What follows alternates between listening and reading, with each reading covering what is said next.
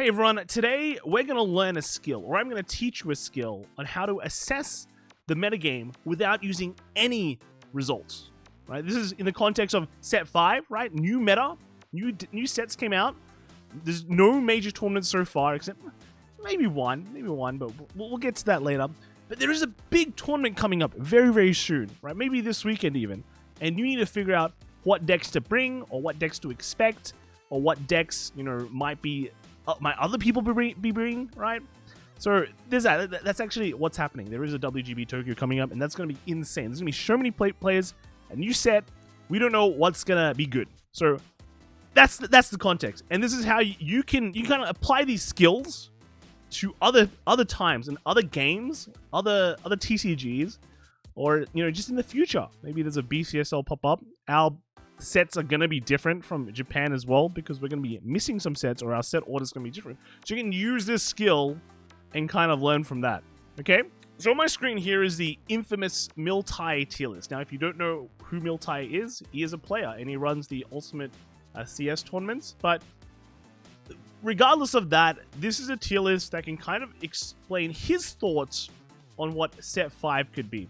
And you might be going, well, this tier list is wrong, Kai, because it's missing my favorite deck, which should be in tier S. Or, X deck has shown a lot of results. Why is it not here, or why is it so low?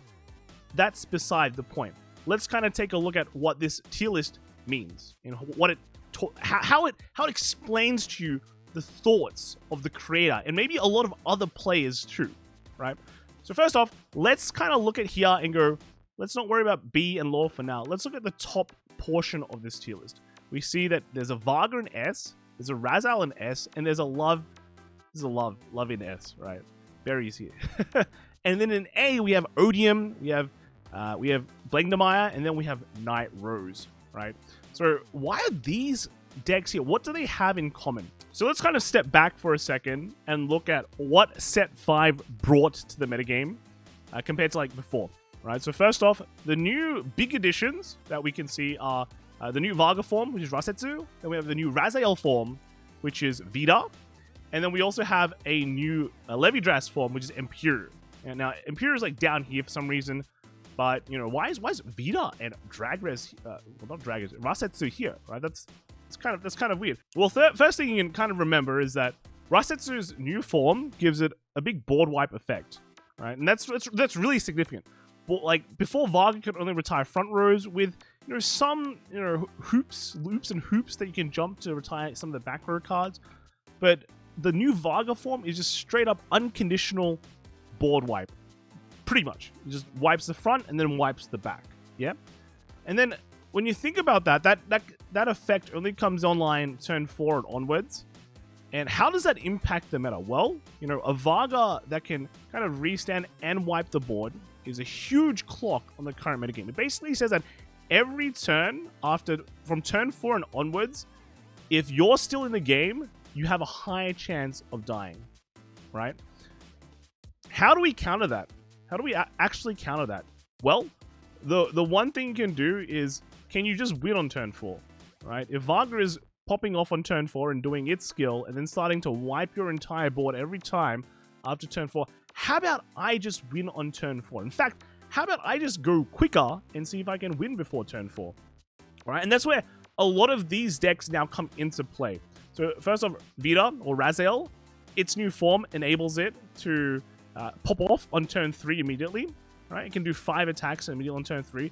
And to be fair, Raziel has always been a very, very fast deck. You can play the Ketapal engine, you can play a lot of different ways.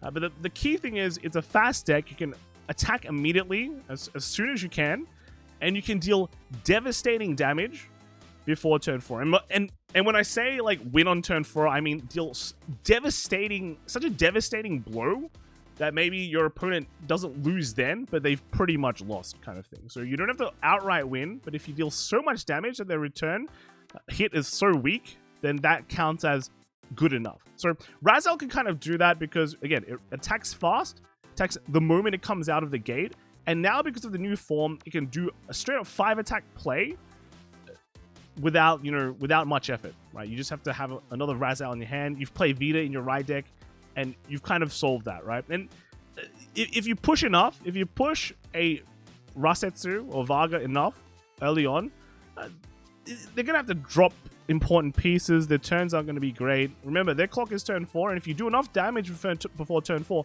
then that turn 4 might not matter as much as well, right? And then also, the plus side is, after turn 4, it can just make a field still by just attacking. So there's that kind of thing. So that's kind of very important. You don't really worry about the board wipe if you can pop off really, really quickly. And then the other decks here as well. So for example, Love, if you looked at that deck, right, it just pretty much makes a board for free.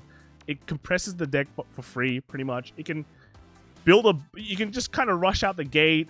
It's even if the board gets wiped, you can just still create one from the crest. You just create 2 front rows. It does 5 attacks. There's a bunch of things. So overall, the formula is there. To be an S, you go fast, right? Vaga itself also goes pretty fast. You can make columns early, push. It's turn 3 Vaga. Its original Vaga is still not a pushover. Still makes a bunch of attacks. If it triggers a crit, then it's big sad for you. The Rasetsu is just like an extra, like an icing on the cake, right? So that kind of explains why these decks are an S. If your clock, if the main deck in the format, because let's be real, right? Rasetsu Vaga is gonna be a main deck in the format, regardless of how good is it. Maybe the deck here is not gonna be S. Maybe it's like an A tier deck, but it doesn't matter because you can understand that a lot of people are gonna bring this deck to the tournament because 1, because of popularity, and 2, because it's simple deck. Another thing I need to kind of throw out there is that simple aggressive decks work very, very well in the beginning of a format. And this is the beginning of a format. The set just came out. You don't need to think big plays. You don't need to have those weird techs. You just play good cards that do good stuff, that do basic Vanguard, and it will take you pretty far. And that is exactly what a Vaga deck is. That is exactly what a Vita deck is, because they've both, the core of those decks are literally there already, and you only need to change like maybe 8 cards, and your deck is good to go. Right? Let's talk about the A tier deck. So I've told you about the way to beat a turn 4 deck, or a deck that keeps on winning from turn 4 onwards, is to win quicker. What are these other decks in A? So Odium, that's a weird deck to put there. When I look at this tier list, I'd be going, wow, out of all the decks here, why is Odium here when it's like a 3 attack deck? And we all know 3 attack decks aren't very good, right? We're living in the format in 2024. This is like a 5 attack, 7 attack meta. Look, got Shiranui 7 attack all the way in C. What is going on, right? So Odium, why is Odium here? And why is Blame the Mai here? So these two share a common thing, a common trait is that their turn 4 kills are very consistent. I think you know all about Blangdemeyer. It makes a really annoying divine skill turn on turn 4. It makes big columns. You can't guard. Lol, you're dead, right? But Odium, what is Odium doing? Well, Odium has that extra turn skill on turn 4. And as long as you push enough early and deal enough damage early before that turn, you will probably win. You will have a good chance of winning, because when your opponent's at high damage and they have to take a double full board turn, then they're probably dead, right? They're probably dead. It's the same theory as what some of these other decks can do, right? So what does a Vaga do? They can go early, and then maybe they kill you on turn 4. Same thing with a Raziel. They can go early and probably kill you on turn 4. Maybe these decks are less consistent than these, but the fact that they're here means that people have been, theory crafting about this. They've been going, this deck is good, right? It's actually good. So we have to be careful of these. And then why is a Nitros here when all the Stride decks are pretty much just dead, right? Well, when you think about the things, right? So turn 4 is a big deal. How to beat that is going fast and beating them by turn 4, beating them on turn 4. What about decks that can live past that turn 4 and maybe kill them on turn 5 just through pure resource advantage? If that works, then yes, that is a deck that you can probably contend with.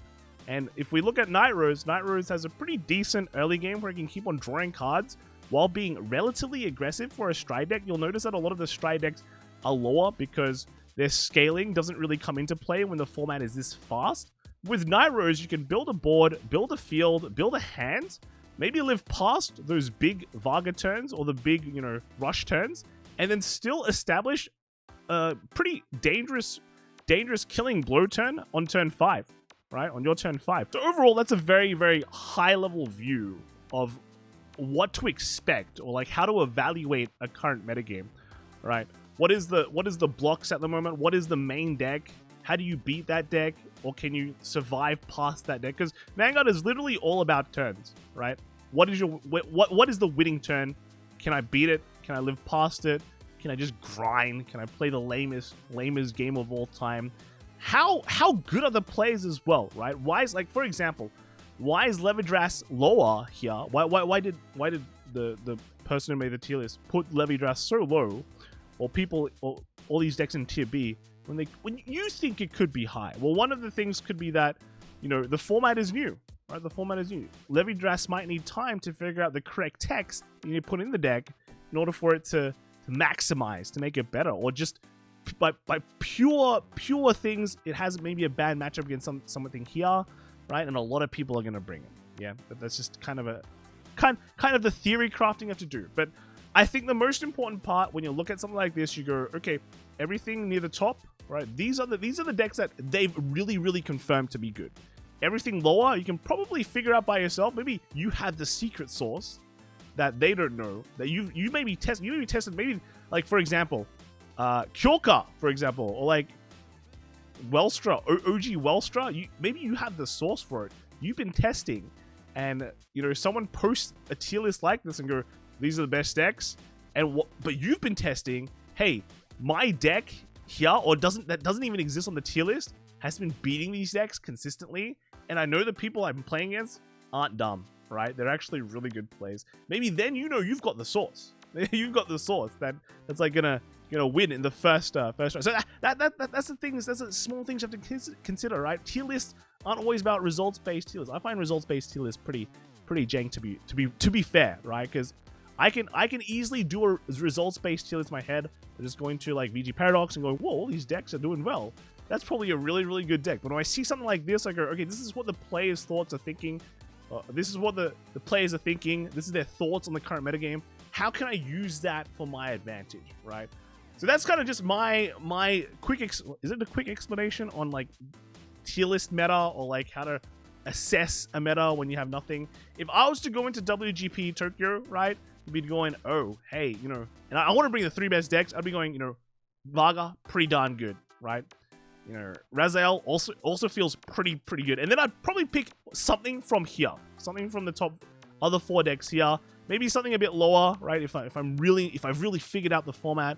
I think, like, for example, Leonorn, you might be going, hey, Leonorn was really good in the past four sets. Why did it drop? Well, maybe it's because it has just a bad matchup against these faster decks. But and then you could be going, it doesn't really matter though, right? Who cares if Varga is like retiring my Leonorn board?